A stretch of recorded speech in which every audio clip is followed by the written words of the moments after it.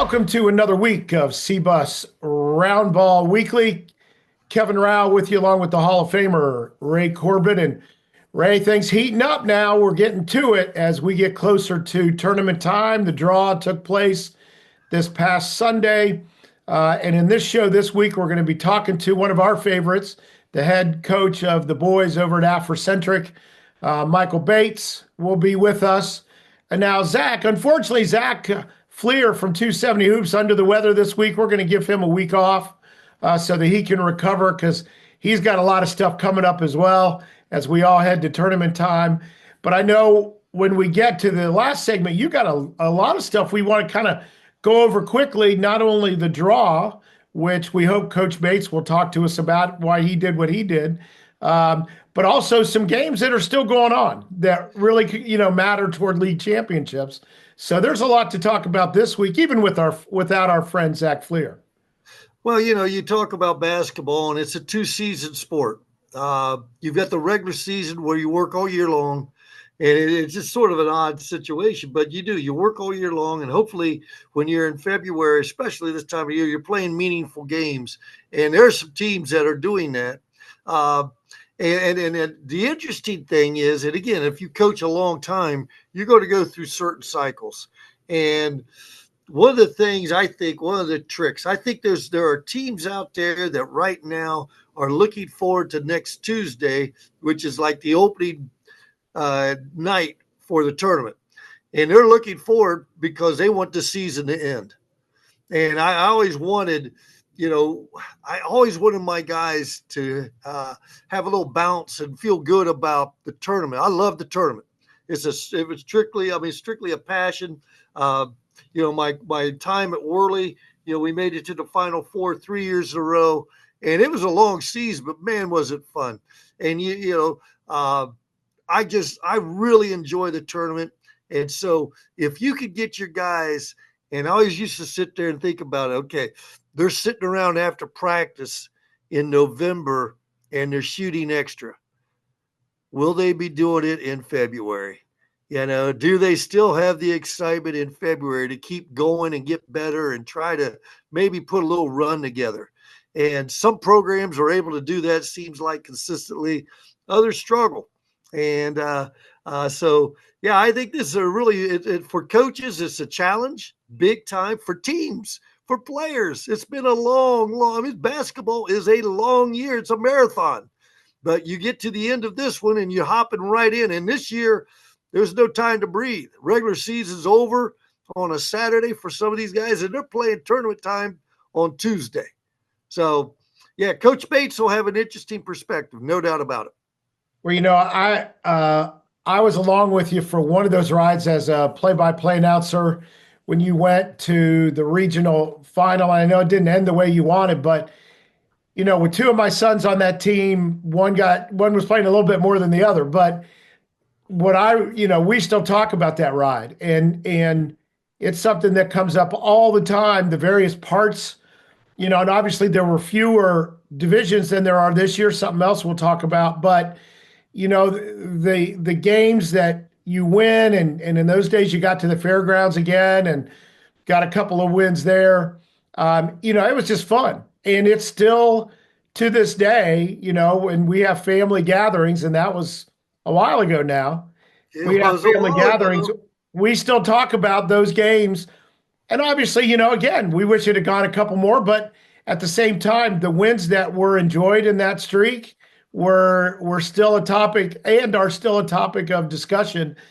And there's never any discussion that it went too long, that second season went too long.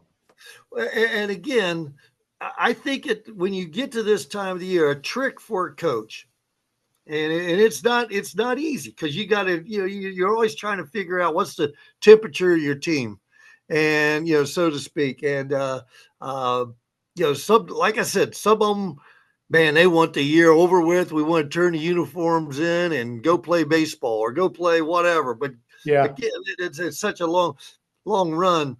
But when you get those kids that, they want to stay and they want to work, and when practice is over with in February, and they're still shooting out there, these are kids that really like the game. Matter of fact, they might love the game and they don't want it to end.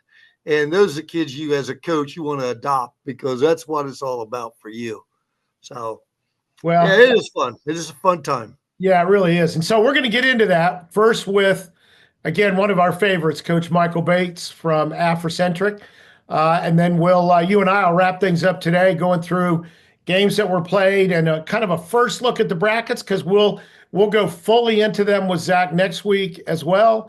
But we'll explore today and see what we can come up with. I'll tell you what, let's take a quick break and we'll come back with Coach Michael Bates. Thanks to Just Hoops for sponsoring our show today. With facilities in Lewis Center in Dublin, you can level up your game today on 22 different hoops. In February, Just Hoops introduces the all-new Class Pass. It's a structure that allows more classes, more flexibility, more opportunity, and more development. No hidden fees or long-term commitment. Grab your Class Pass and join the classes that work for you. Learn more at justhoopscolumbus.com. Welcome back to the show, and joining us now, and what a good day to have him as the brackets came out, the head coach of the Africentric boys, Michael Bates. And Coach Bates, good to have you. Thanks for, we've got an interview of you coming out later in our series, so we've talked to you before. We know all about, most of Central Ohio knows most of Ohio knows all about you. So we're going to get into it. Ray's been there writing up tough questions all morning for you. So we'll see how that goes. But I just want to say, first of all, congratulations on the season so far, the number one seed going into the tournament. Man, it's working for you again this year. Thank you for having me. First of all, I really appreciate the coverage that you all do for Central Ohio high school basketball. You know, high school sports is kind of going by the wayside in mainstream Columbus media and just media is all across the state. But to have you guys still keeping it alive, man, I really appreciate it and thank you for having me. It's been an awesome season for us. This year we start 5 juniors. Have a young team. I have 3 seniors on the team, and they've been very selfless in allowing these juniors to get these starting minutes and really growing as a team and a program. But it's kind of, to be honest with you, it's unexpected, to be honest with you. You know, I thought we were going to struggle a little bit more. Our young guards, my starting backcourt, they both played JV last year. They were the starters on JV last year. So for them to step into varsity minutes this year and really continue to grow over the course of the year has been phenomenal. You know, I knew that we were going to have to, you know, go through some stuff, that those young guys were going to have to go through some things, but it's been amazing that we've been able to actually grow through the season. And it's just been fun to watch them and fun to coach, to be honest with you. Well, Coach, I first of all, I we'll get to that here in a second. I also thank you for being here again, and then congratulations on a great year. What a run! You know, we talk about the tournament all the time, but let's not forget you have a little neighborhood rivalry game coming up here next Saturday at East High School, I believe. This is becoming an annual event for you here, playing in the state championship against Northland. It's been amazing. Really excited. Our South Division was tough this year. It was wide open from the beginning. You know, Walnut Ridge is a very good team, and Columbus South a very good team. Eastmore got some young pieces, but they're starting to play really good basketball here towards the end of the season. West had a resurgent year this year in the Columbus City League. So in the City League, we were tested early and often, and we were able to get through the City League South unblemished this year. And had the opportunity to go back to the city championship. This is only, in my 19 years at Africentric, this is only my fourth. This will be the fourth time that we've played for a city championship in my 19 years at Africentric. I mean, it's crazy. It's like we've actually played more in the Final Four than we played in the Columbus City League championship game. Well, and that's just a testament to our league and the toughness of our league. And so to get there is it means a lot to me. It means a lot to my staff, and it means a lot to our kids. And so we're hoping to have a great week of practice this week and really step into that game Saturday and try to get the job done. Northland is a tough team. got some athletic kids, some nice size and some experience. You know, they return, you know, three guys that played on a city championship team that won last year. So we know we got a lot on our hands. We know we got a tough fight on our hands, and it's a great game to get you ready for the tournament too, going into the tournament. So we're looking at it as an opportunity not just to win a city championship, but also to continue to move forward towards progressing and peaking at the right time, which is at the end of the season. But just to remind people again, that's at East High School next Saturday. East So High School at 12 noon Saturday for if you sure. want to It'll be see a some great game. great basketball, and there's plenty of room, come on out. Come on out and watch these two teams tangle. Most definitely, probably two of the most athletic teams in the Columbus City League. Um, you know, you got some high flyers, you got a whole lot of athleticism all over the court.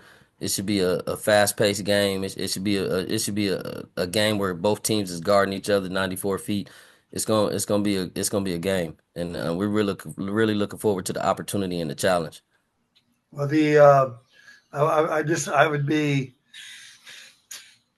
not doing my job as a family member if I didn't mention that the Centennial Stars pulled off somewhat of a mild upset last night in defeating the Lady Nubians over there Yes, in the City League Championship. And there is a young lady by the name of Corbett who's the starting center.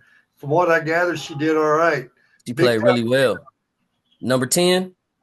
yes. Yes, she played extremely well yesterday. Had some real tough finishes in the lane, and hit some critical free throws down the stretch when they really needed them. It was an awesome girls' city championship basketball game. I mean, both teams battled. You know, Centennial got out to an early lead. Africentric came back, had the lead at halftime, took the lead up to 11 in the third quarter, and Right. Centennial went on like a 15-4 run or 15-0 run and got back in the game. And then it was just a nail biter down the stretch. It was an excellent, well played high school girls varsity basketball game, and your granddaughter did a phenomenal job in Oh, that game. not my granddaughter. She's my great. I guess that would be my great niece. My Well, nephew. your Yeah. Yeah. great niece did Figure the out the family. chronological, the order of that in a Well, family tree. she did the You're family better than I proud. She did the family proud yesterday. am. Well, It's- good to hear it. Well, she's a nice young lady, and I know it's important to her. And they got beat last year, so this was sort of probably locker room material and a goal they had all year long. So good for them. And again, it's interesting. The City League does it. Yeah, I don't know if you want to say they do it right. I know that during COVID, the Mid-State League had sort of a little tournament, single elimination tournament, and that led to the sectional tournament. And I thought that was sort of a cool thing, cool way to end the year. Uh, and that, if you were playing well, you might get on a little run. And we did. We won. We beat a team that had beaten us 2 weeks earlier, and so we got an extra game squeezed in there. We didn't violate any Ohio high school rules or anything, but the bottom line is I thought it was a pretty cool thing to be playing for something. And your guys are going to be playing for something that's extremely important to them before they get into another tournament in which, like you said, as you were doing your Lou Holtz, that you guys, woe is me, we don't have any guard play and such. I mean, they used to accuse me of that. And being one who's a professional Lou Holtz imitator, I could certainly spot one. And let me tell you, outstanding job of me. I was really feeling bad for you. Thank Remember you. now, Coach Thank you. Bates, I did see you last summer. And yeah, and I liked your group quite a bit. Uh, Now, let me add a question here about the tournament draw and how they do things. How do you feel about the formula used to determine the seeding? Oh, um, to be honest with you, Ray, it really was so different this year than last year. And Okay. the reason why I say that is because and I'm a science teacher by profession. Like Okay. that's what I am. I'm a middle school science teacher. And so when you're teaching science, and you're doing experiments, the one thing that you always have to focus with the kids is like when you're testing something, you usually only change one thing. You only change one variable to see if that is going to be the reason why the experiment worked or it didn't work. And so you only change one thing. This year, the state decided that not only were we going to change from 4 divisions to 7 divisions, that's one change. Then we also decided that we were going to change up the formula for calculating the RPI, which last year we went 40% winning percentage, 35% opponents winning percentage, and 25% opponents winning percentage. This year we changed that formula to 40, 40, 20. So that's the second change. And then the third change was they added in the strength of schedule component, which if you're a Division 5 team, if you play a Division 4, 3, 2, or 1 team, you actually get more points for that victory than you do if you play a Division 5 team. So that was a third component that changed. And Okay. so in evaluating last year and this year, I mean, of course, this year worked out for me much better. I played a tougher schedule last year, and we were the 12th seed. Even though I had probably the 2 best wins in Division 3 last year and probably played the toughest schedule in Division 3, I was the 12th ranked team. So I didn't really have any choices when it came down to deciding where I wanted to go on the bracket. Um, so we changed our schedule up a little bit in the off season to accommodate that because I just didn't want to schedule this real tough schedule like I have been doing in the past, where coaches recognize, man, that's a heck of a schedule that the Africentric played, and they gave us the benefit of the doubt on those things. Well, there is no benefit of the doubt with this RPI. You know what I'm Right. saying? So you either winning these games or you're losing these games. And so we had to schedule differently to ensure that we would be one of those top 4 or 5 teams in our area in that RPI. So, just all of the changes, we were able to navigate that this year, and that the strength of schedule component, I think, really is what put us over the top to make us the number 1 seed. Uh, we were 20-1. I'm very happy with our record. We're 20-1, but Columbus Academy hadn't lost a game all year. They're 20-0, and they ended up being the 2nd seed. And so I can see where there could be a gripe there from Columbus Academy that they're undefeated team and they had every right to be the number 1 seed, considering that they were the only. I think are they the only undefeated team in Central Ohio? They They might might be. be the I only think Might that's be. right. undefeated team in Central Ohio, I didn't even think and about for that. them not to get a number 1 seed after you win a season undefeated, you know what I'm saying, that could leave a sour taste in your mouth. Okay. I mean, you know what? That was outstanding. I loved your answer because you brought some points up. You looked at what the schedule did for you last year, one way or the other. Yeah, I mean, you're always going to have a representative, a challenging schedule in the C League. Most So, definitely. especially being Division 5 and playing, I mean, there's nobody smaller than you, No, small population school. wise. So Hmm. you're the small guy on the block. So, um, so you got this group. I looked at your draw, and uh, you got Utica game one. Fortunate to get by that. You got the winner North Union, Liberty Union. Um, and I see that if the chalk holds, we're looking at a matchup with the Silver Knights. So you get number 3. Um, Yes. and then I also see on the other side where in the district semis, or is that district semis that we're going to see we could see Harvest Prep traveling to Fairbanks. That's Yeah. fun. That could be the Der Dutchman game of the night. Hey, I mean, 20, I mean, and once again, Fairbanks, 20-1. That's a Right. 20-1 team. They're playing with a lot of confidence. Um, They're a nice you know, team. and it's a nice team. They got decent size, but they know what they're doing. They play to their strengths.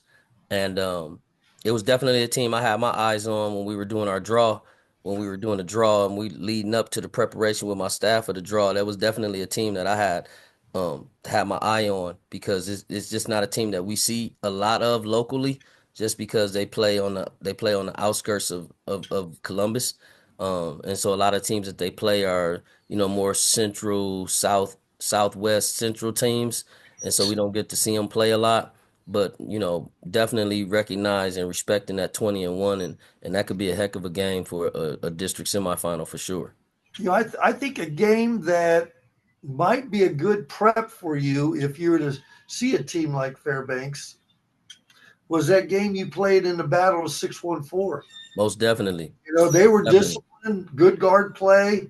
Um, they handled your pressure fairly well. Hmm. They stuck to they were disciplined in their offense approach.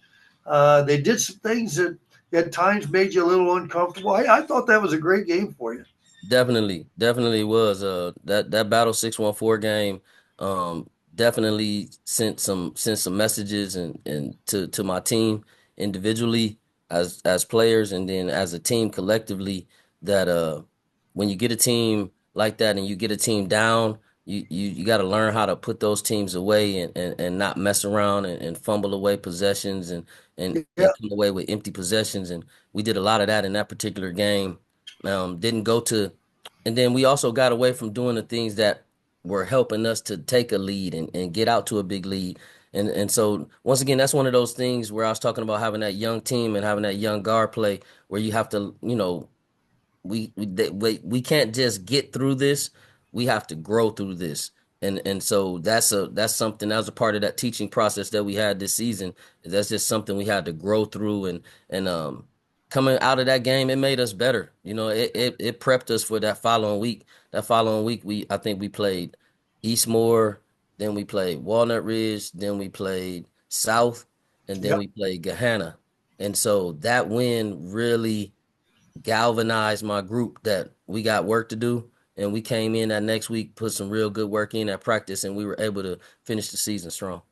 Good, good. So, Coach, one That's of why the things, have, you know, play those tournaments, play those neutral site games, and try to get something out of it other than just, hey, we got to play at Ohio Dominican versus playing at Africentric.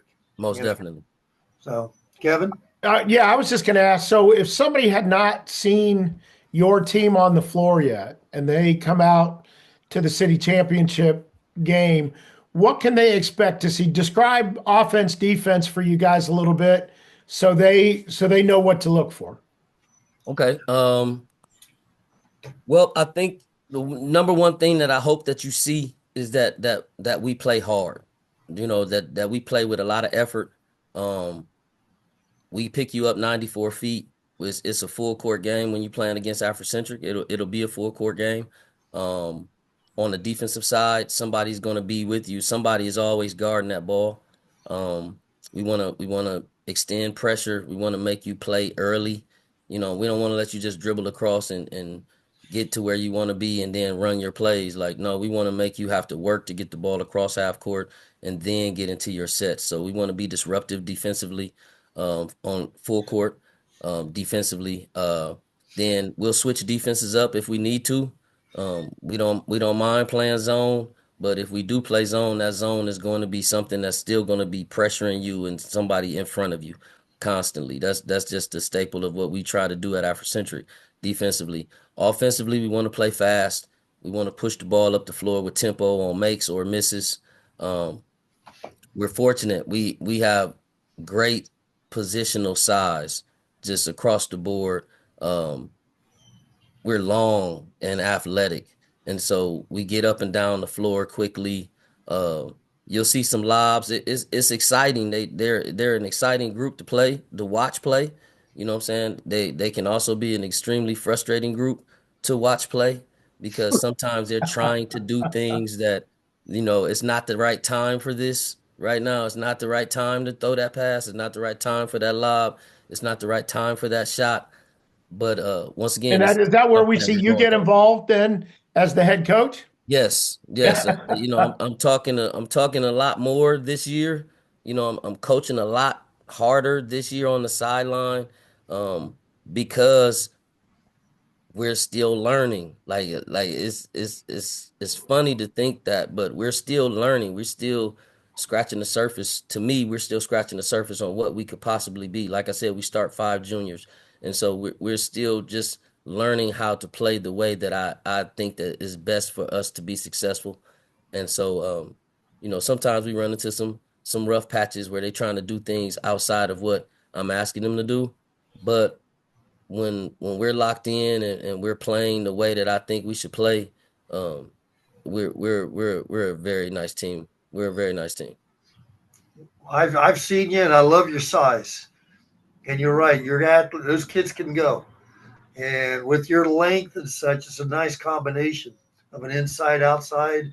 Um, and I did notice on the draw sheet, and I'm not sure. I mean, I know Bishop Reedy is going to be in Fredericktown, and the teams you have, total Hmm. respect for them.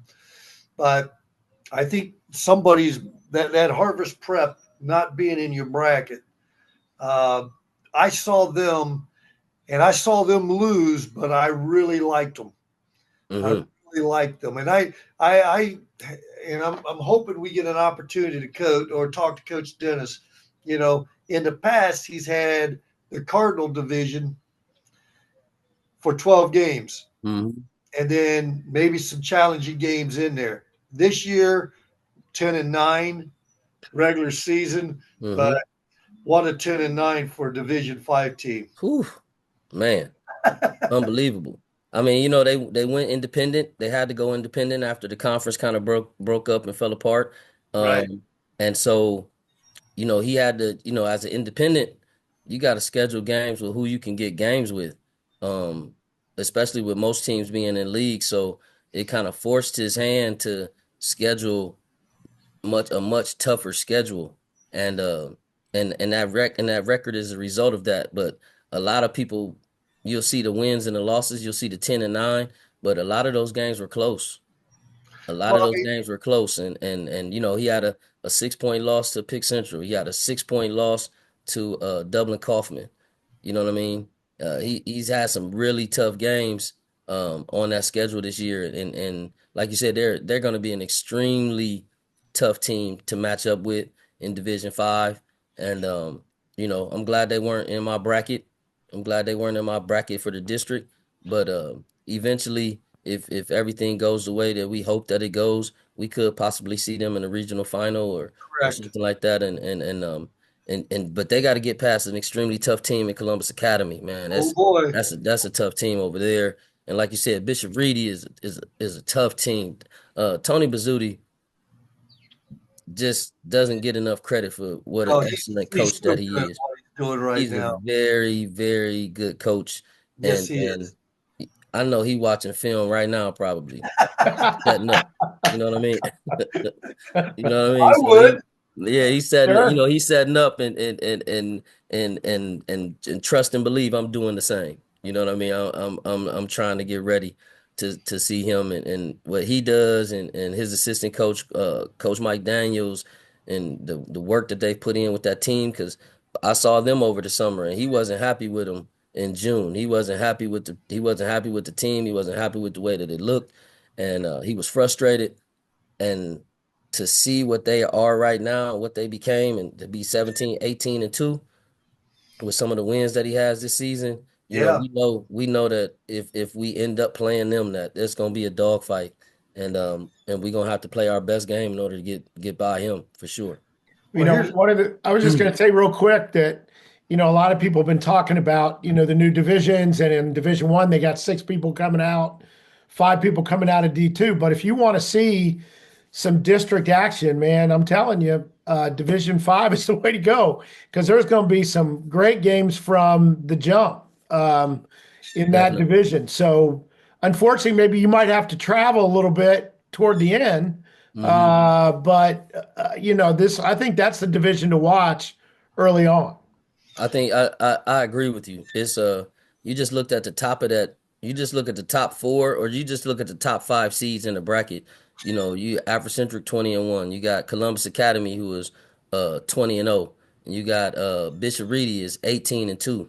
Then you got Fairbanks is 20-1.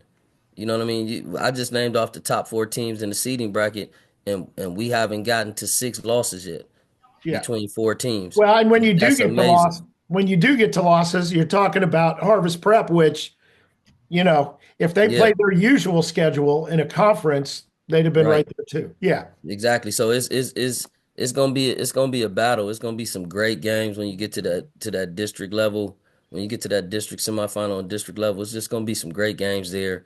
Um, and I'm really looking forward to it. Like the changes in the divisions were more so to me about breaking up Division One than it was breaking up all of the other divisions. To be totally honest with you, because when it's all said and done, the same teams that I'm battling with this year in Division Five are the same teams I was battling with last year in Division Three.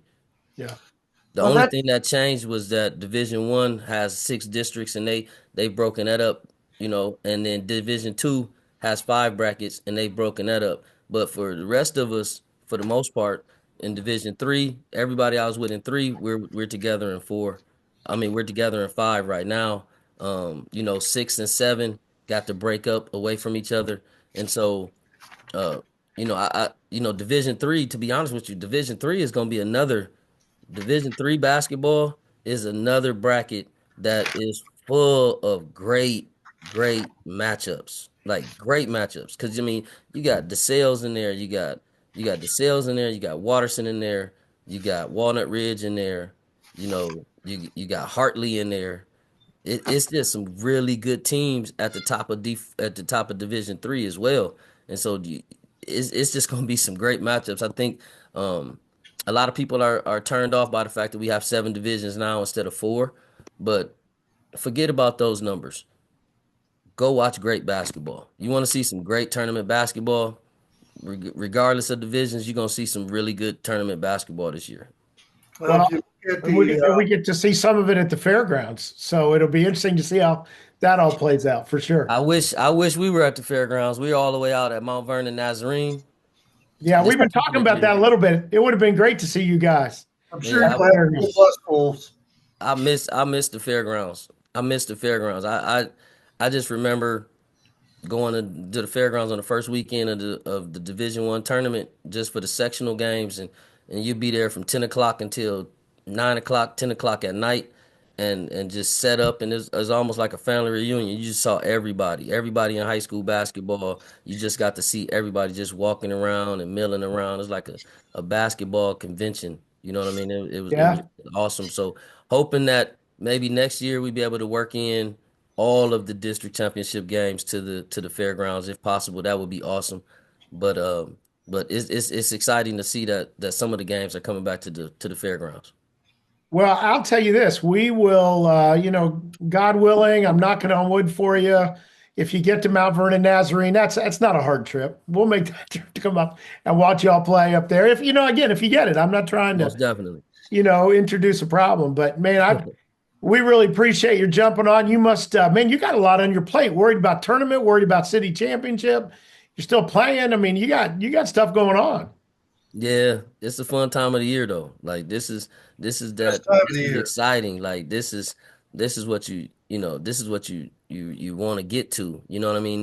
These practices as a coach are some of the most fun practices to just prepare for and go through because so much is on the line, and so this is so much more important. And when you can get your players to buy into that, and they come with the right type of energy, like this is like the most exciting time to be a high school basketball coach, in my opinion. So this is like Christmas time for coaches.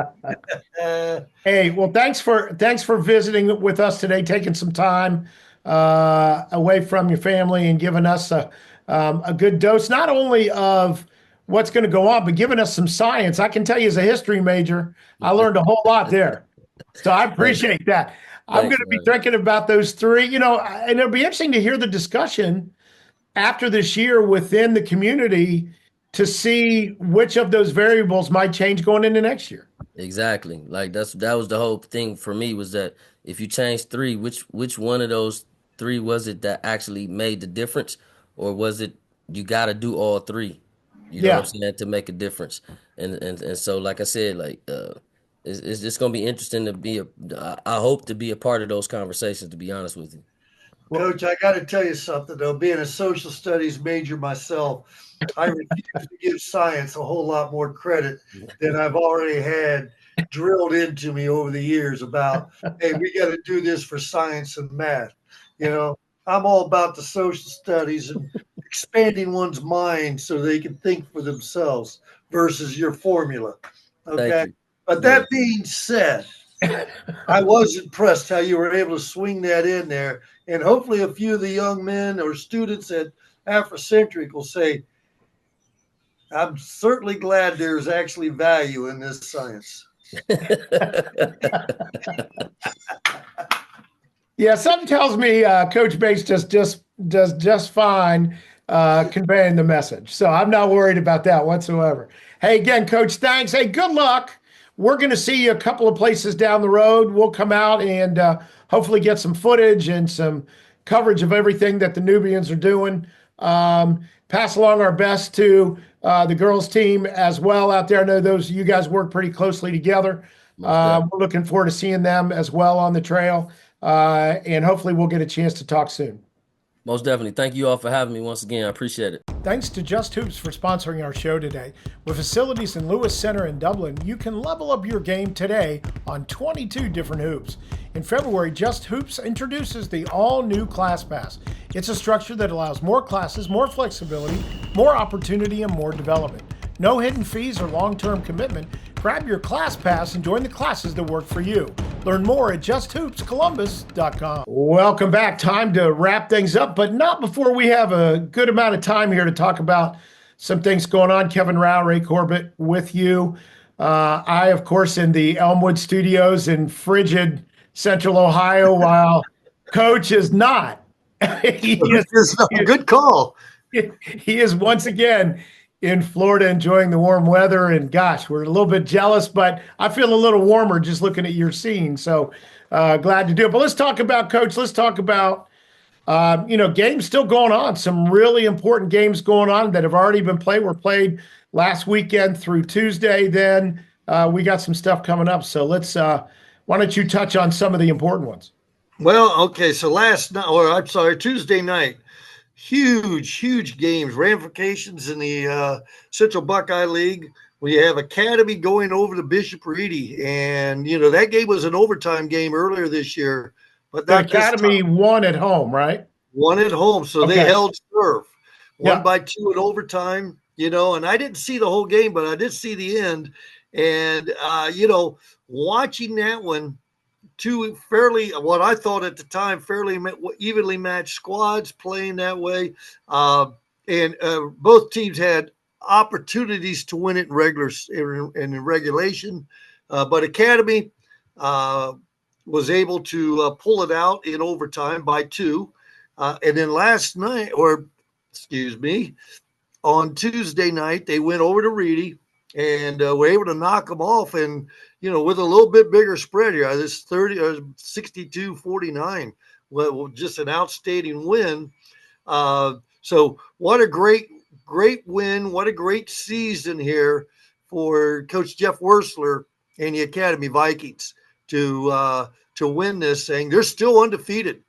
They may be the lone chip in the cookie, Kevin. They may be the only undefeated in Central Ohio. Not to put any heat on you, Coach Wursler and Vikings, but yes, you're going through this thing with a clean bill of health right now. So well, and they then will go to that, and we'll talk about it in a little bit. But that Division 5, which talking about having to run the gauntlet to get on to the next level, to get to the regional, man, it's going to be something.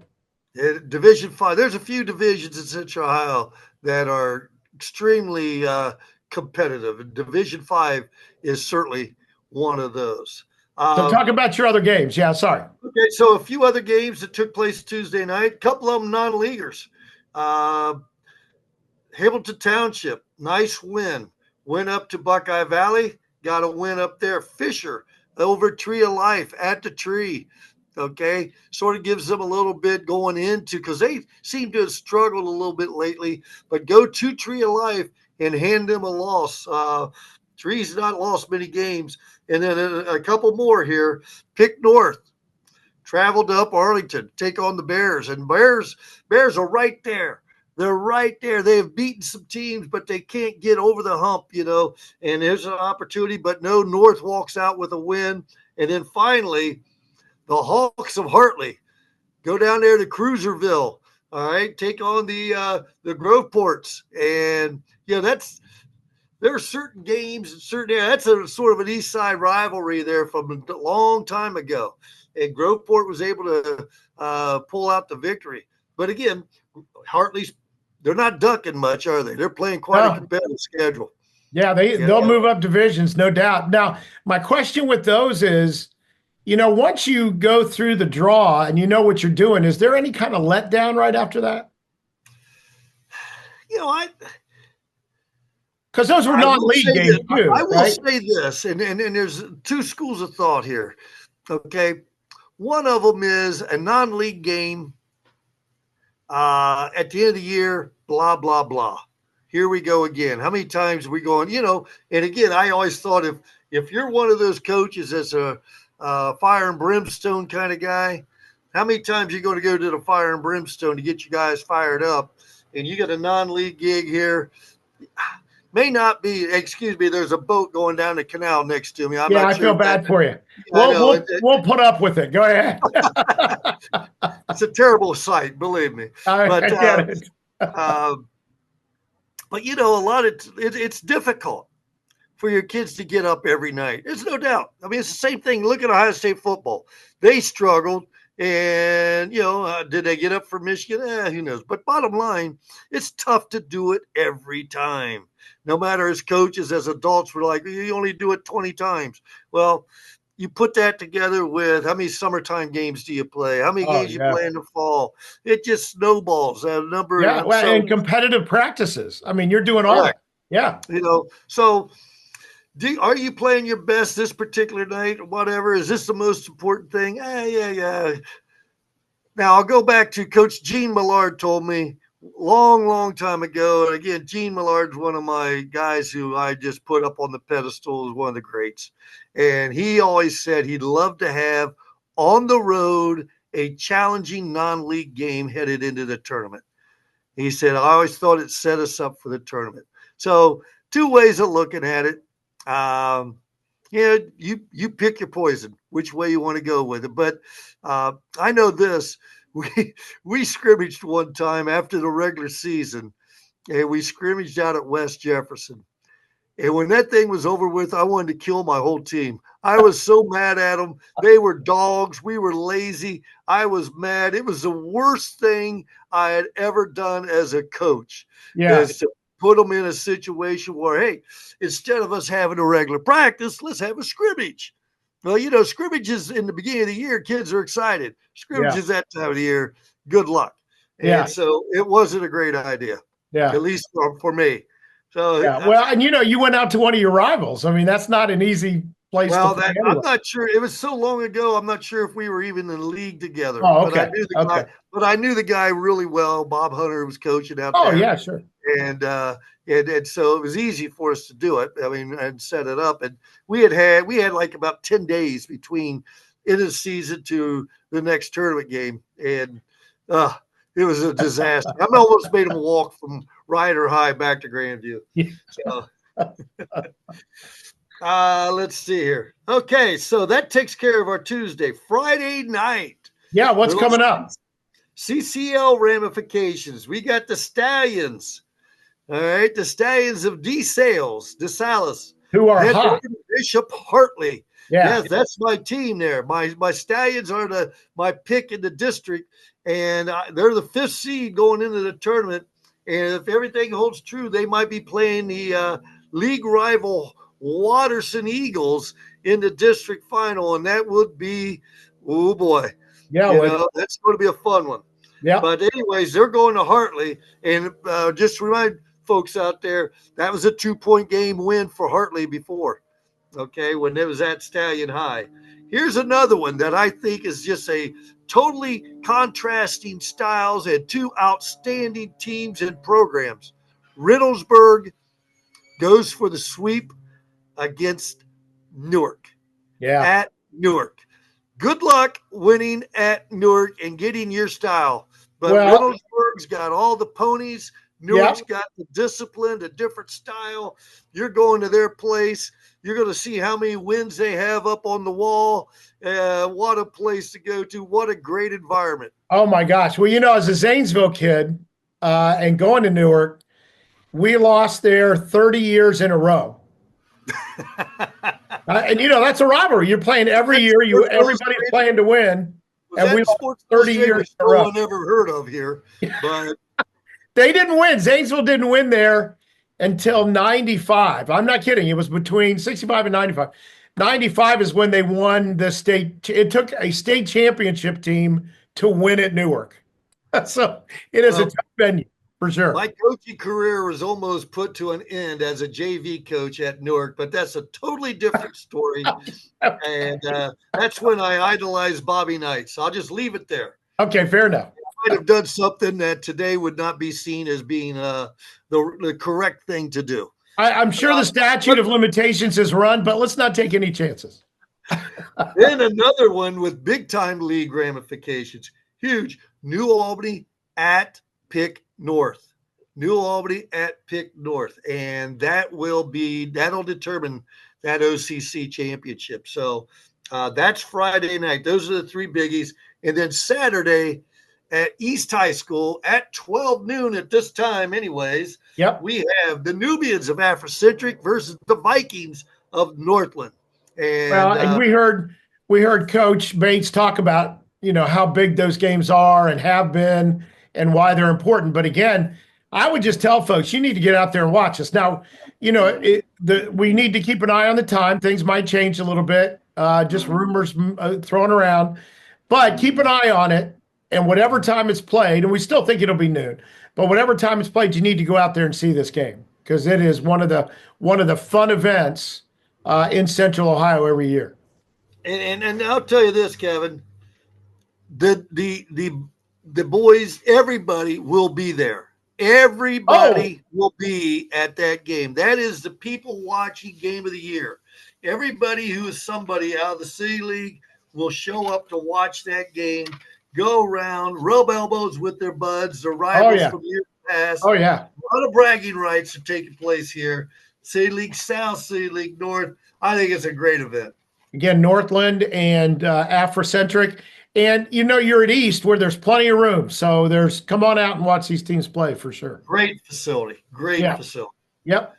So there we go. Those are our games coming up. Okay. Well, let's kind of shift over then to the brackets. So just real quick, in case people aren't aware of what's happened here this year with the 7 brackets, Division 1 and 2, which in the past has had as many as 198 teams. This year, they're only going to have 64. And because of it, you're basically cutting off the legs here. And so you're getting into district semi games, district finals games. Maybe your first game might be one. For example, Lancaster, who is the 17th seed, will be playing the winner of Olentangy Orange and Central Crossing. That's their first game, district final game. Upper Arlington, number 8 seed, will be playing, as I said, Newark and Olentangy winner. Okay, so 2 teams, first game out of the chute here, are playing in the district finals, which is crazy. That's just crazy stuff. So Division 1. We've just never had anything like this. Right. And again, it's new. Is it the right? Is it the way? Who knows? But it's new and it's the way it is. Yep. And what you will be getting, you'll be getting some pretty interesting first rounders. You've got number 7 Derby playing. They're going to be hosting Kaufman. And by the way, you will be if you're the higher seeded team, you host until you get to the district finals. And those are going to be played at the Coliseum. All right. So right. Back to the Collie. Okay. So first game that you have that I think, I'm not Newark and Olentangy. That's going to be a fine game. But you've got 7 Derby, Hilliard Derby, who's having a phenomenal run this year, great regular season. And they're playing Dublin Kaufman, who plays in probably the best division league in the state of Ohio. And, what a great game that's going to be. So I look at that, those two there being maybe the 2 best games we'll see out of D1. And again, we look at the seeding. Orange 1, Reynoldsburg 2, Olentangy Liberty 3. This is the Ray Corbett poll, by the way. This is how we had it. Delaware Hayes, who's a Final Four, is 4, and Newark 5. Now, so before you get on, let me just so people understand. So 4 of those, there'll be 6 district winners. 4 of those will play in a regional, which will be thought of as the Central Ohio Regional. 2 of those are going to go toward the Dayton, Springfield, they're going to Cincinnati area. Yep. So who elected to do that? So the number 4 seeded Delaware Hayes, they are the top seed to go there. And here's one that sort of throws a little curveball, and maybe why others didn't follow. Olentangy Orange is going to Wittenberg. So they've got Central Crossing game 1. If they win that, they've got Lancaster game 2. That's their district finals. And then they are headed to Witt to play. All right. Delaware Hayes will have number 20 seed Grove City, and then a winner of Groveport and Gahanna. 2 fine teams, but a little bit more work to do to get out. But they also will get, if they win out, they will be headed. So again, very real possibility that we'll have 2 teams. We'll have 1 for sure, but maybe 2 teams with Olentangy Orange going that way. Yeah. And so that's interesting that they're the ones that went that direction. So they must have judged the talent level that is headed to that regional as being weaker than the talent level in Central Ohio. Yeah. Well, and you know what's interesting? People will ask, why is Central Ohio set up to do that? And it's because we just have more bigger high schools. We have more big high schools in our region than Cleveland or Cincinnati does. So, yep. So then that gets us to 2, D2. New or Westerville North, of course, they've been number 1 all year long in the Corbett poll. They stayed that way. New Albany's 2, Licking Heights 3, Northland 4, Big One at 5. Okay. And if we look at, they have again 4, so they have 64 teams, just like D1, but they get 4 from Columbus. They have their own region. Here's a little twist here. Number 2, New Albany, went for the Worcester region. Now, do you have any inside knowledge about what they're looking for up there? I know what they're looking for. They're trying to stay away from Westerville North. Westerville North is perceived as one of the better teams in the state. So that makes sense. It's not the best team in the state, right? Correct. Yeah. Well, what happens? You know, Coach Casey and the Eagles of New Albany are sitting there. Okay, we're down here, line 17. They're playing Dublin Scioto, number 19. Okay, number 19 line or number 18 Tays Valley. Whoops, number 20. Here comes the all-speed pitch. The Vikings out of the City League have decided they want to look at Worcester as well. So the number 4 and the number 2 are going to be playing each other if we hold to form in the district finals. Neither one of them, well, they want to stay away. Northland looked at it and said, hey, this is our way to get to the States because we don't want to deal with Westerville North. So we'll deal with New Albany and whoever else. Play the Woosters and see what happens. Well, and what's interesting, again, 1 and 2, we could see 2 Central Ohio teams in the state tournament. Yeah. Yep. And again, those finals will be held at the Coliseum. Okay, so Division 1, 2, and Division 3 will have their finals at the Coliseum. Division 3, we've got the Hawks of Hartley. Marion Harding has had a fine year. They're number 2, Watterson. All right. How about Watterson? The state champions in football come back. Coach Vince has them going again in basketball. He's just done a phenomenal job up there. Yeah. Balancing football and basketball. That's not easy. You get your kids in December. All right. Everybody's had them for 2 months. And you get them in December. They've got a short, and you hope you get them healthy. So anyways, good for him. Hamilton Township's 4, and my Stallions as the Sales are 5. Coach Murph, calling you I'm out, telling my you, man. Get them going. do not sleep on DeSales. So let's see here. Any interesting? 116 Centennial, number 8. They've had a nice year. They were runners up in the City League North. They will be playing Hartley in the semis. Okay, so there actually is a sectional in D3. So the sectional district semis, you could have Centennial, and then in the finals, here's another team. Here's my upsets. Here's my other upset special in the other bracket. Walnut Ridge, they're seeded 6th. They have Bexley game 1. If they get by there, and again, if things hold true, they will be playing Marion Harding, the number 2 seed. I would like to see what Vegas has lit up on those odds. Because that'll be a great Walnut Ridge, Marion Harding, that's going to be quite a challenge for the Marions to be able to handle the athleticism and size that Walnut Ridge will bring to the table. And then at the bottom bracket, you've got Watterson, Hamilton Township, possibly district semis. And then, again, I'm going by the ranking here. And then you got the Stallions going. They've got Whitehall game 1, Licking Valley and Granville. If you look at the scores, Valley seems to be struggling a little bit now. Granville's playing pretty steady, maybe solid. So it seems like DeSales and Granville, and that will be a nice district semi. Sure. But it could set up for a CCL final with Watterson and DeSales. Yeah, good luck finding a seat for that one. That should be a fun one. All righty. Here we go. Division 4. River Valley. Phenomenal year. They swept Marion Harding. Okay. So they swept the Division 3 team that was number 2. So they end up being the number 1 up there as a Division 4 team. Fine year for River Valley. Johnny Alder. All right. The Pioneers.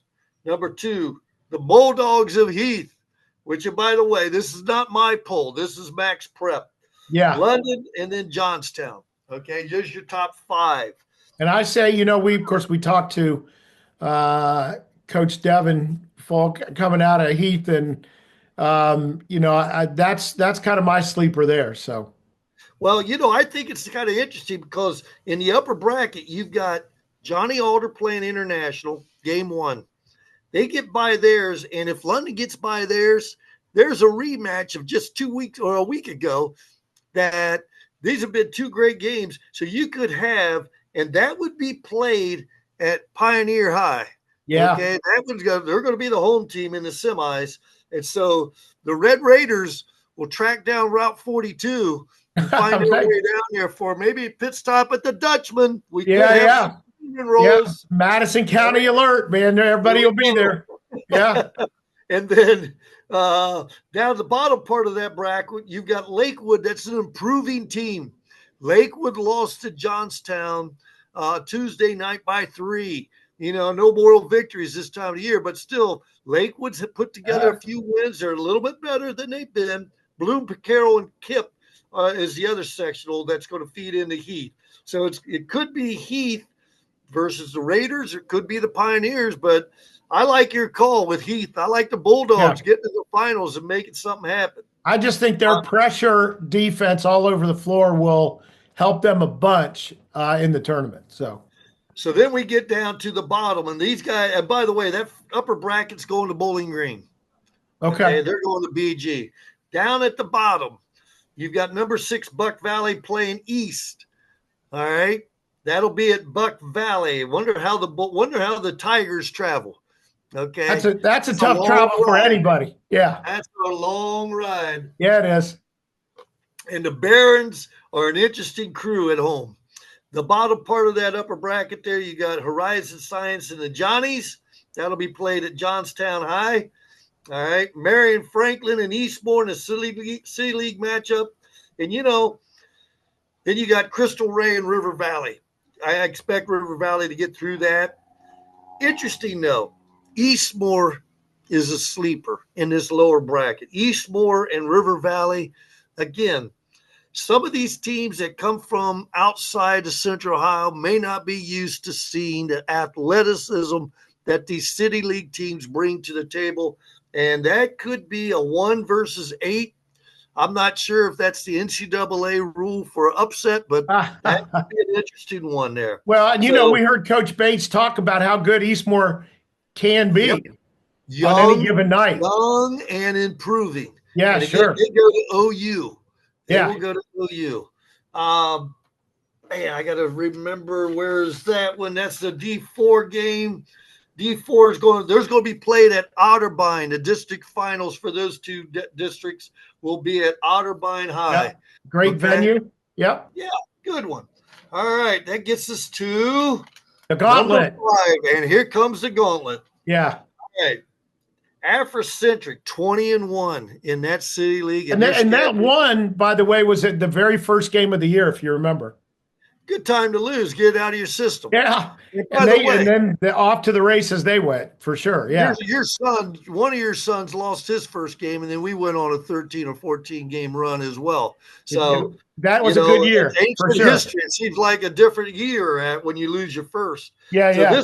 Both of these district champions will be headed to Mansfield, which is sort of unfortunate because only one will emerge. And I think we've got enough talent that these guys can play with anybody in the state, to be honest. No doubt. In fact, you could fill up the state tournament with 4 of those teams, in my opinion. But, yeah. So here we go. So number 1 is Africentric. I think they've got Utica as their first game, the number 16 seed, the lowest seed in that bracket. But they did win the other Tuesday night. Utica did. They got a win. Then we have the winner of the North Union and Liberty Union. Both of them have had solid years, ranked 7th and 8th. That gets them to the district if they get past those 2 games. But in their bracket, 2 pretty solid squads. You've got the number 3 seeded Silver Knights of Bishop Reedy. All right.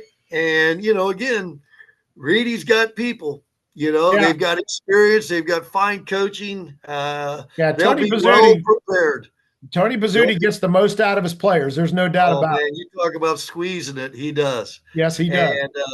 And then also in that is Mount Gilead and Fredericktown, who's the number 6 seed. We haven't even mentioned Fredericktown, and they're going to win the KMAC.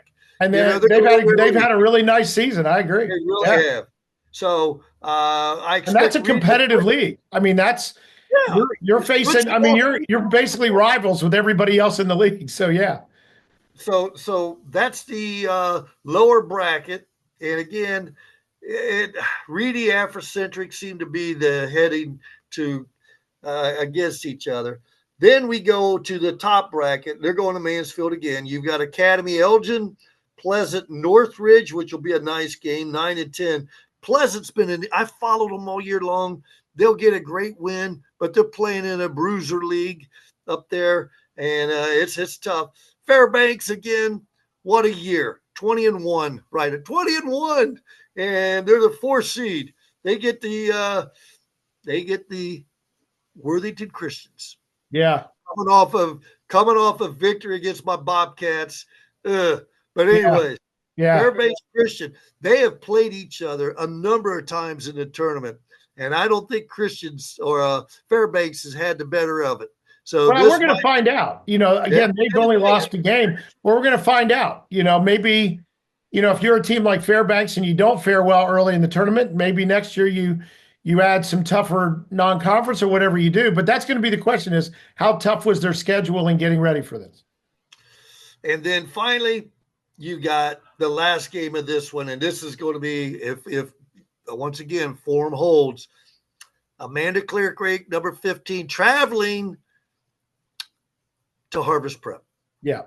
The number 5 seed. And I believe that here's the one that's interesting. Speaking of Der Dutchman game of the week, if both Fairbanks and Harvest win, Harvest Prep will be going out to Fairbanks for the district semis.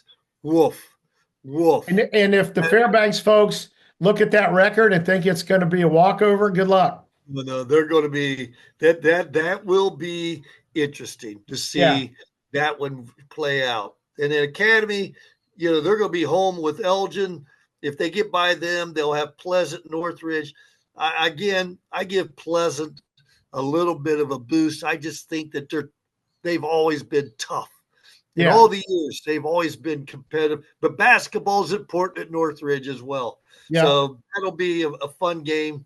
And then we get to the finals. How about that? It seems like this is Pete and repeat. You've got Academy, Harvest Prep possibly, and Africentric and Reedy. Yeah. I mean, can we just put this down and say, okay, see you next year? Yeah. It just Well, seems maybe. like Yeah, maybe. It's, I think that if people, as we talk about D1, D2, that some of the games will be a week off, maybe. Some of these games, when you get to like D5, and we'll talk about 6 and 7 here in a minute, some of these games are going to be pretty good. And yeah. maybe that's And where you by the spend way, maybe that's where you spend your first week. how would you like to travel up to Mount Vernon Naz to see that district final? Because that's where it's at. Yeah. And and I know Zach brought up the point. What's the possibility of Harvest playing Africentric in the district final at Mount Vernon Naz? That was on an earlier show we had. Yeah. Thankfully, that's not going to be the case for Ohio High School. There's going to be opposing teams in that side of the bracket. So we would have loved to seen that in the Coliseum if you're talking about a Coliseum game right there. That could be fun. That could have been fun. Maybe next year. Maybe next year. Yeah. Maybe next year. That gets us to number 6. All right. And a couple teams right now in 6 are limping to the finals. We've got Cardington. They're the number 1, and clearly the number 1. Tree of Life is 2, Northmore 3, Centerburg 4, Grove City Christian 5. Okay. And if we look at button up my sleeve, by the way, the championship for this will be at Ohio Dominican. Okay. Actually, I thought that was, Ohio Dominican's where is going to host these. And well, we talked to Coach Rice out at Cardington on an earlier episode, and I like the way that he's introduced tradition back into that program. Appreciating where they've come from and what he's trying to do. So I have pretty good feeling about what they're up to. So they have played some pretty good teams recently. They really have. But that being said, they've also lost a couple here recently. So, one time they're now 16-5. Yeah. Okay. Tree of Life, who lost last night, they're 17-3. Northmore 13-6. Centerburg 11-9, and Grove City Christian, they're 11-8. Yeah. So here we go. Let's look at some of the games that are going to be played, which I had perfectly lined up before I started my pages. No, it's not going to be that big a deal. Okay. So this is one district. So we only have one district champion coming out of Division 6. Okay. The Cardingtons did not take the pass. They are playing Wellington at their place. And they might want to get right after, having some tough sledding down the stretch. Yeah. Good call. Yeah. All right. And actually, I kind of like their draw to do that. You've got Mechanicsburg, number 7, hosting our Bobcats at number 8. And earlier this year, the Bobcats went out to the Berg and beat them by 15. But I think that the Berg, that's a flipper right now. I'm not really sure because Bobcats they're limping. And again, that they just play in a brutal conference for a small school. And sometimes that benefits you, but other times, you sit there and, you try to get out of the habit of losing. But when you're playing teams that are 3 times your size and pretty good, it's not easy. No, not at all. The third one here, Centerburg and Madison Plains. Those are the 3 sectional games. In the sectional finals, Cardington, who's the number 1, if they get by Wellington, will be taking on Byrne Union. Okay. West Jefferson, number 7, and Grove City Christian, number 5, play. And those two winners will play each other. Northmore, off a fine football year, All Yeah. right, here we go. Another school that's had football and basketball together. So they must have a run of athletes going through there right now. Yep. All right, they're the number 3 seed, and they await the winner in Mechanicsburg Grandview Heights going up to Galleon, which, by the way, when I scouted there, I left breadcrumbs out on the road because I didn't think I was going to get back. Okay. It's a It's a trip. long Yeah. drive. You That's just go about as the long as outskirts of the Central District right there. I think that's where the line you is. just drive as far north as you can, then take a left. Yeah, Okay. exactly. Then we get to the number 9 bracket there, number 9 line. It's Tree of Life, who's the number 2 seed, and they're going to play either Centerburg or Madison Plains at home. Okay. And then the Northmore Tree of Life winners will play each other. And then we get to the district, and that gets us to the district finals. So, again, those are going to be at Ohio Dominican, which is a great place, great venue. Oh yeah, no, and they do a good job running it. So Certainly do. Yeah. All right, here we go. Last one, number 7. Okay, and let's see here. We've got the Patriot Preps, and I had them. I feel better about Max Preps because of this. I had Patriot Preps for about the second half of the year, but they're going to be the number 1 seed. We've got Shekinah Christian, Northside Christian, Fisher Catholic is number 4, and Morrill Ridgedale rounds it up as the number 5. Yep. Okay. So, Ray, one thing people might wonder about is we were talking about Division 6 and some of those teams, and they go, "Wow, those are really small. Why are they in 6?" And it's because of that competitive advantage, right? I mean, everything. Some of those guys got moved up a rung. So yeah, again, when we look at the number of schools in the brackets now, everybody's at 134 from Division 3 to 7. Yeah, the number what used to be 200 as the break off is now 134 schools per bracket. Yeah. Okay, so Division 1 and 2 are 64. Then it's 134 down from there. But a lot of those teams, and when you look at like Harvest Prep going into 5, one of the reasons they're in 5 is because, again, of that competitive. Oh, you're referring to the competitive balance that you have. The competitive balance. I said advantage, but balance, competitive balance. And so you have, so if people wonder why small schools might not be in the smallest or schools that are the same size as, that's one of the reasons why. Correct. Yeah. And that's another program altogether.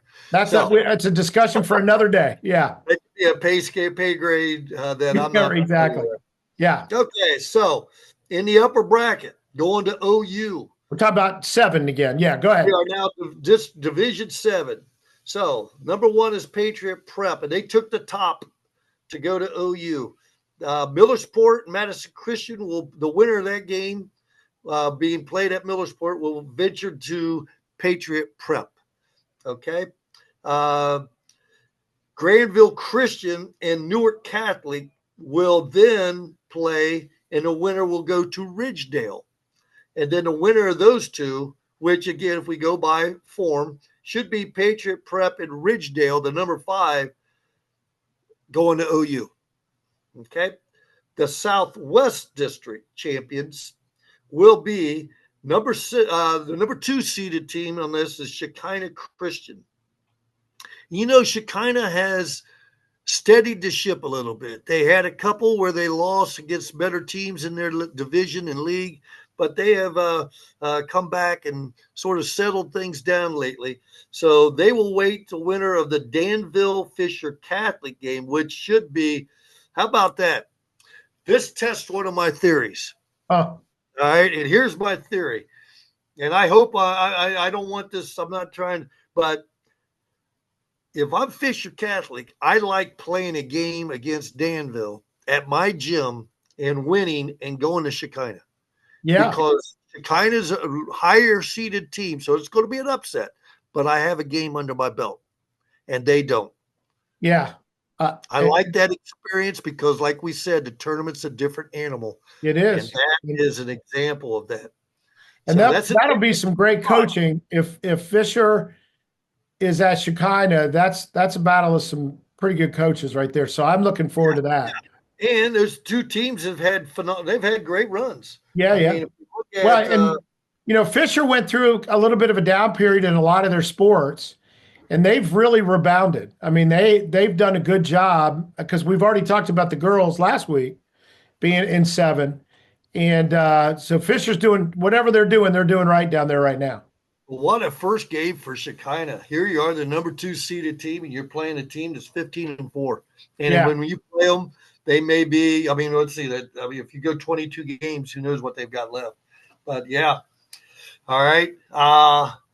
So you've got that one. Then you've got Fairfield Christian versus Delaware Christian. And they're going to play the winner of Northside Christian, Liberty Christian. Northside Christian with a former son of a former all-state basketball player, Phil Lovegrove. His son, Zach Lovegrove, is a Northside Christian player. Okay, so good luck to Zach in Northside. But they will be playing. And I tell you what, Northside Christian do not. That they have played a very competitive schedule. Yeah. Gone out of their league and played some schools much larger than them. Actually think they are playing, and I could be wrong, but I could have swore I saw them playing Upper Arlington, or maybe it's Patriot Prep playing, or somebody out of Division 7 is playing UA, I believe, which is wow. That'll get you ready. Holy smokes. You'll see your weaknesses real quick. Like yeah, you will. Yeah, maybe you will. during pregame you'll rearrange it and say, nah, bad call. But anyway, let's go 6 on 5 or something. Yeah. If I had to pick, Northside Christian's playing really well right now. Well, you and I both know that Grandview is sad that they didn't get the progeny of the Lovegroves to come in and play. Oh, broke my heart. I can't hold on to my own. I know. That's another story. That was the golden age, man, to watch those guys play on the same team. Originally enrolled at Worthington Christian. Yeah. And the basketball coach, Kevin Weekly, called me that day. He didn't even wait till the night to call me and said, you're not even going to believe what just happened. And young Zach was like a first grader at the time.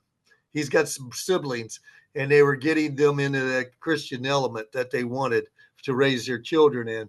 And I mean, I called Phil because I had him on my phone. I called him. I go, Phil, what? He's like, how did that happen? How did you get word that quick, Coach? And I was like, man, please. So So that's if I had to look at that, I think Patriot Prep and Northside Christian could be 2 tough outs in this Division 7.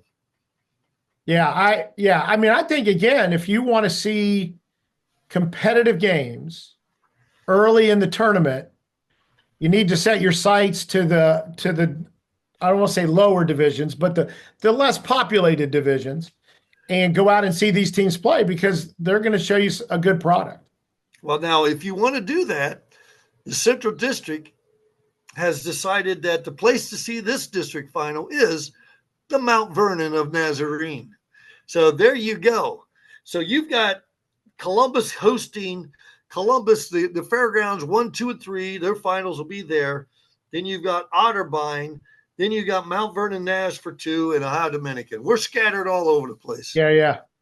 Well, maybe what'll happen is, and you and I have talked about it, those days at the Fairgrounds Coliseum where everybody kind of assembled for the entire day, and maybe we'll see that again because that would be fun. You throw 7 divisions in there, you might as well just get a cot and a tent and just pitch it in there and watch everybody play.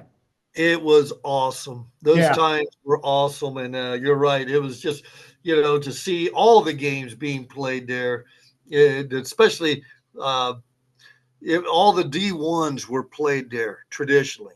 Now, the D2s and us, we all scattered around, and we got there for the district semis, then the district finals. And it was always a goal. Make it to the Coliseum, make it to the Fairgrounds. That was a goal for us. It was cool. Yeah. So hopefully you're right. Maybe we'll have that opportunity again. Yeah. And I was lucky enough. I got to call when Zanesville made that run in 95, my alma mater, I got to call that season, and they came through the Coliseum. So it was fun to and your coach of that squad was one Scott? Yeah, it was Scott Ehrenhalt. Yeah. Yes.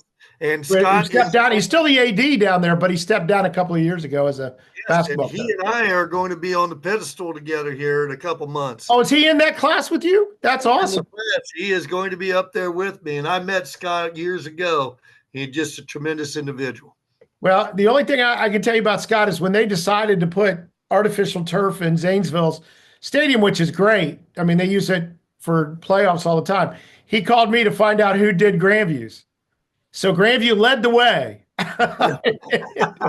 Wow.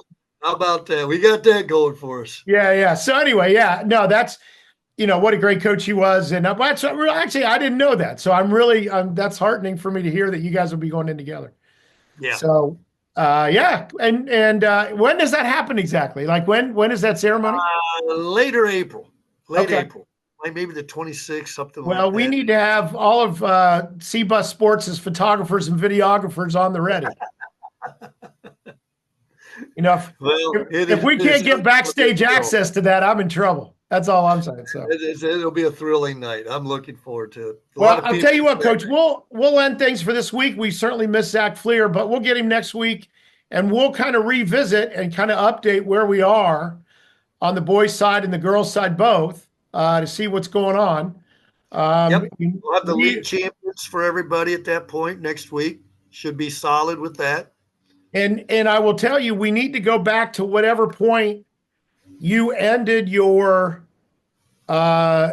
Corbett poll so that we can arrange for the donut delivery, because that is going to happen.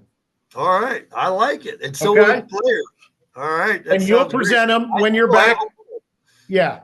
We can wait till you're back in town, and then I'll follow you with a camera, and we'll give out these donuts. And we'll have some fun. And I want to remind everybody that we will be live next week on CBUS Sports to cover Central Ohio sports. We'll kind of a relaunch after our right around our 2-year anniversary to get back on, everything going that way.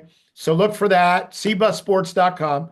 And then we are going to be re-releasing probably after tournament time some interviews that Coach did with some other coaches around town. We've got about 4 of them we want to push back out. So we'll have those as well. And then I'm going to start next week what's really a radio show, just an hour long in the afternoons here on CBUS Sports that we'll get you to call in once in a while and talk. And we'll do that starting next week as well, just to, again, one of the things we're trying to do, and Coach, you and I have talked about this many times, is to spotlight a lot of these sports and teams that don't get talked about as much as others. And just to make sure, because those kids are working just as hard. And in the professional ranks, you have teams that aren't getting a spotlight, like the Columbus Fury, the women's professional volleyball team, or you get Ohio State, where you get the non-revenue sports, or the other colleges around town that have some great stories in their athletic programs. So we're going to try to do our best to highlight those that we can. And just find a reason for you and I to talk weekly. I don't know how we're going to do it, but we'll figure it out. Well, we've got another 3 or 4 weeks of exciting high school basketball. That's for certain. Absolutely. And, the feeling is that Central Ohio basketball should be well represented in the state tournament this year. Oh my God. So I'm excited if that holds form. Yeah. Something tells me you and I may get together in Dayton as these things take place and in the games leading up to that. So we'll do what we can. Hey, thanks. And I'm real sorry about that 85-degree weather and the boats going by. I'm starting to perspire, Ted. I just, I'm not, my overhead fan's not working nearly as well as I'd hoped. Yeah, well, I'll see if we can get a collection put together for you. I'm sure you'll be successful with that one. All right. Okay, man. Hey, be safe. And you and I will talk next week. All right. Sounds great.